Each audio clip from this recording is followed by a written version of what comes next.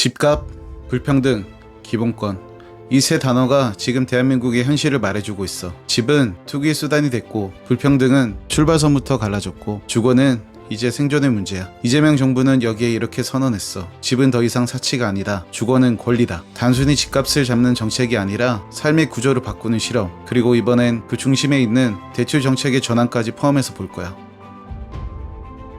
문재인 정부는 세금으로, 윤석열 정부는 공급으로 집값을 잡으려 했지. 하지만 결과는 같았어. 집은 더 비싸졌고 사람들은 더 불행해졌어. 이재명 정부는 관점을 바꿨어. 이제 집은 시장의 논리로 거래되는 자산이 아니라 국가가 책임져야 할 기본권이 된 거야. 집값을 잡는 게 아니라 불평등을 잡겠다. 이게 지금 정부 부동산 철학의 출발점이야.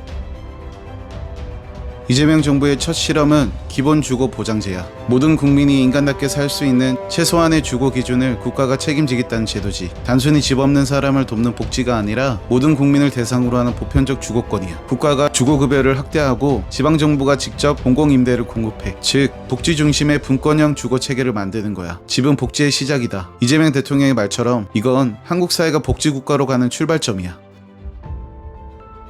여기서 한 가지 더. 이번 정부의 부동산 실험은 단지 공급이 아니라 자금 흐름까지 바꿔놓고 있어. 이재명 정부는 말 그대로 돈의 방향을 바꾸고 있어. 집으로 몰리는 돈을 산업으로, 투기로 흘러가는 자금을 생산적 금융으로 전환하겠다는 거야. 그래서 올해 6월 27일 정부는 주택담보대출 한도를 6억 원으로 제한했어. 그리고 금융당국은 주담대 유형 가중치를 15%에서 20%로 상향했지. 이게 무슨 의미냐면 은행이 주택담보대출을 많이 해줄수록 위험한 자산으로 평가받게 된다는 거야. 결국 은행 입장에선 주담대를 줄이고 기업대출이나 벤처투자로 눈을 돌릴 수밖에 없어. 결과는 바로 나타났어. 9월 기준 5대 은행의 가계대출 증가폭은 전달에 10분의 1 수준으로 급감, 주담대 신규 승인도 거의 멈춰섰어. 이게 바로 정부가 말하는 효과야. 투기성 대출은 줄고 시장 과열도 한풀 꺾였지. 이혁원 금융위원장은 이렇게 말했어. 부동산 쏠림을 부추기는 금융제도 모두 바꾸겠다. 즉 정부는 이제 주택담보대출 중심금융을 산업중심금융으로 바꾸겠다는 거야. 은행들이 이제는 부동산이 아니라 기업, 벤처, 첨단 산업에 자금을 공급하도록 구조로 옮기는 거지. 이재명 대통령은 이걸 은행의 이자 장사 대신 국가의 투자 시스템으로 바꾸는 일이라고 표현했어. 물론 은행권은 시큰둥해. 기업 대출은 리스크가 크고 심사 비용도 높으니까 당장 손이 안 나가겠지. 하지만 정부의 기조는 확실해. 이제 금융은 투기의 엔진이 아니라 성장의 연료가 되어야 한다.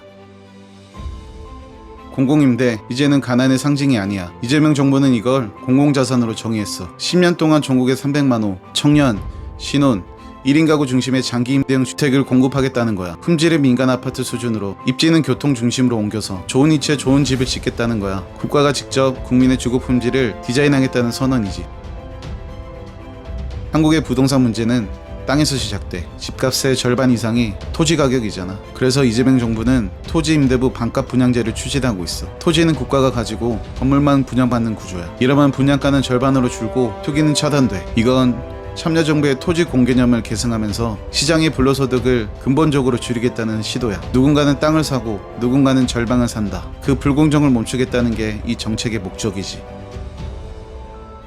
문재인 정부의 3기 신도시는 잠만 자는 도시였어. 이재명 정부는 이걸 일하고 사는 도시로 바꾸고 있지. 광명시흥, 하남 교산, 인천 계양 등 주요 신도시가 AI 산업 중심의 자적형 도시로 재설계되고 있어. 성교통 후입주, 산업, 주거, 복지, 이 세 가지 원칙으로 도시를 다시 짓고 있어. 이건 단순한 도시 개발이 아니라 국가 균형 발전의 실험장이야.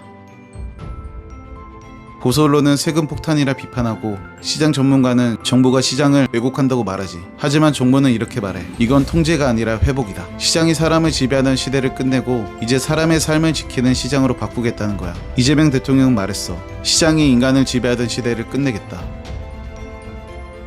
이재명 정부의 부동산 실험은 단순히 집값을 낮추는 정책이 아니야. 삶의 구조를 다시 짜려는 시도야. 집을 가진 사람과 없는 사람, 서울과 지방의 격차, 그 모든 불평등의 뿌리를 바꾸겠다는 거야. 이건 가격의 문제가 아니라 가치의 전환이야. 집을 재산이 아닌 권리로 보고 시장의 논리를 인간의 삶 아래로 두겠다는 철학이지. 공정은 시장이 아니라 출발선에서 만들어진다. 그렇다면 이제 질문은 하나야. 이 실험 과연 대한민국에서 성공할 수 있을까?